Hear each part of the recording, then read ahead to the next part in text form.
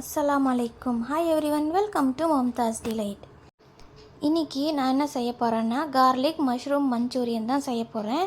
இந்த டிஷ் வந்து ஃபுல்கா, சப்பாத்தி, பரோட்டா, பட்டர் நான் இது எல்லாத்துக்குமே நல்லாயிருக்கும்.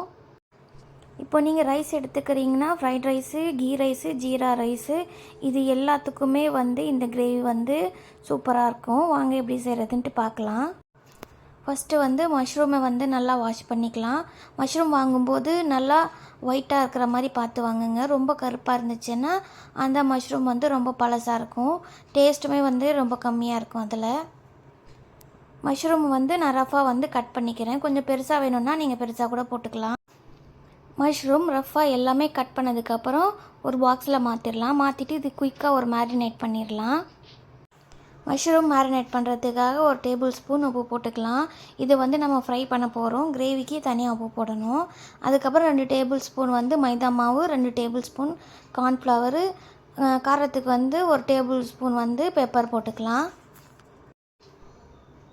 இதெல்லாம் போட்டதுக்கப்புறம் நல்லா வந்து கொஞ்சம் தண்ணி தெளித்து இது வந்து நல்லா ஒரு மிக்ஸ் பண்ணி விடலாம். ஆல்ரெடி மஷ்ரூமில் வந்து தண்ணி இருக்கும். ஃபஸ்ட்டு வந்து மிக்ஸ் பண்ணி பாருங்கள்.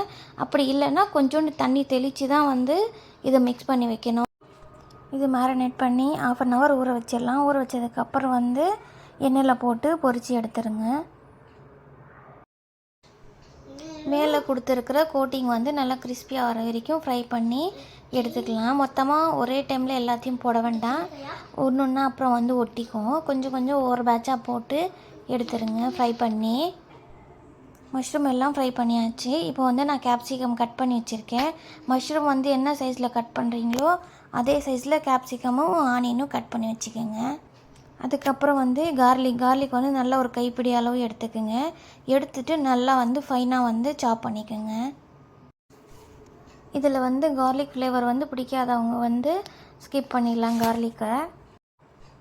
இப்போது இது தாளிக்கிறதுக்காக வந்து நான் எண்ணெய் போட்டுக்கிறேன். எண்ணெய் வந்து மஷ்ரூம் ஃப்ரை பண்ணோம் இல்லையா, அந்த எண்ணெயை போட்டுக்கிறேன். எண்ணெய் வேண்டான்னா நீங்கள் பட்டரு, கீ, ஆலிவ் ஆயில் வேணால் கூட நீங்கள் போட்டுக்கலாம். எண்ணெய் சூடான உடனே வந்து நம்ம வந்து கட் பண்ணி வச்சுருக்கிற கார்லிக் போட்டுக்கலாம்.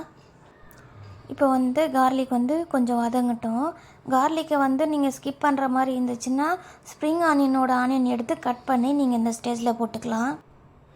இப்போ வந்து கார்லிக் வதங்கின உடனே நம்ம கட் பண்ணி வச்சுருக்கிற வெங்காயத்தை போட்டுக்கலாம். வெங்காயம் வந்து ரொம்பலாம் வேக வேண்டாம், ஒரு நிமிஷம் வெந்தாவே போதும்.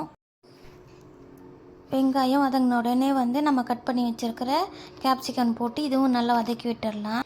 கேப்சிகமும் ஒரே நிமிஷம் வதங்கினதுக்கப்புறம் வந்து நம்ம வந்து டொமேட்டோ சாஸ் போட்டுக்கலாம். டொமேட்டோ சாஸ் வந்து நான் வந்து ஒரு 3 ஸ்பூன் போட்டுக்கிறேன். அப்புறமா வந்து சோயா சாஸ் வந்து ஒரு 3 டீஸ்பூன் போட்டுக்கிறேன். இதில் வந்து காரத்துக்கு வந்து நான் மிளகாத்தூள் அந்த மாதிரி எதுவும் போட போகிறதில்ல. நான் வந்து பெப்பர் தூள் தான் போட போகிறேன். உங்களுக்கு வந்து நல்ல காரம் வேணும் அப்படின்னா உங்களுக்கு சில்லி சாஸு நீங்கள் வச்சுருந்தீங்கன்னா நீங்கள் அதுவும் போட்டுக்கலாம், நல்லா காரம் கொடுக்கும். இந்த சாஸ் எல்லாம் போட்டதுக்கப்புறம் நல்லா வதக்கி விட்டுடுங்க. வதங்கினதுக்கப்புறம் வந்து நம்ம ஃப்ரை பண்ணி வச்சுருக்கிற மஷ்ரூம் வந்து இதில் போட்டுடலாம். மஷ்ரூம் போட்ட உடனே வந்து இதில் நல்லா மிக்ஸ் பண்ணி விடுங்க. இதிலே வந்து மஷ்ரூம் மிக்ஸ் பண்ணதுக்கப்புறம் 5 minutes மூடி வச்சிங்கன்னா இதிலே வந்து நல்லா வந்து தண்ணி விடும். நீங்கள் அப்படியே வேணும்னா கூட நீங்கள் அதே ட்ரைவாக கூட சாப்பிட்டுக்கலாம், அதுவுமே நல்லா டேஸ்ட்டாக இருக்கும். இது சப்பாத்தி, பரோட்டாக்கு நீங்கள் கொஞ்சம் கிரேவியாக சாப்பிடணும்னு நினச்சிங்கன்னா 2 டீஸ்பூன் கார்ன்ஃப்ளவர் மாவில் கொஞ்சோண்டு தண்ணி போட்டு மிக்ஸ் பண்ணி விட்டுட்டு நம்ம வந்து இந்த மஷ்ரூமில் போட்டு கலக்கி விட்டுடலாம். அப்போ வந்து கொஞ்சம் கிரேவி பதத்தில் வரும். இது தண்ணியெல்லாம் கொஞ்சம் போட்டதுக்கப்புறம் உப்பு காரம் செக் பண்ணிக்கோங்க, காரம் உப்புலாம் எப்படி இருக்குன்ட்டு. அவ்வளோதான். இப்போ வந்து கொத்தமல்லி தழை தூவி நம்ம இறக்கிட வேண்டியதான். நீங்கள் வந்து ஸ்ப்ரிங் ஆனியன் வந்து யூஸ் பண்ணியிருந்தீங்கன்னா கடைசியில் வந்து ஸ்ப்ரிங் ஆனியனோட லீஃப் மட்டும் கட் பண்ணி போட்டு நீங்கள் ஆஃப் பண்ணி சூடாக சர்வ் பண்ண வேண்டியதான். அவ்வளோதான், கார்லிக் மஷ்ரூம் மஞ்சூரியன் வந்து ரெடி ஆகிடுச்சு. நீங்களும் இந்த வீட்டில் ட்ரை பண்ணி பாருங்கள். ட்ரை பண்ணி பார்த்துட்டு எப்படி இருக்குன்ட்டு மறக்காமல் கமெண்ட் பண்ணுங்கள். மம்தாஸ் டிலைட் சேனலை சப்ஸ்கிரைப் பண்ணுங்கள், லைக் பண்ணி உங்கள் ஃப்ரெண்ட்ஸ் அண்ட் ஃபேமிலிக்கும் ஷேர் பண்ணுங்கள்.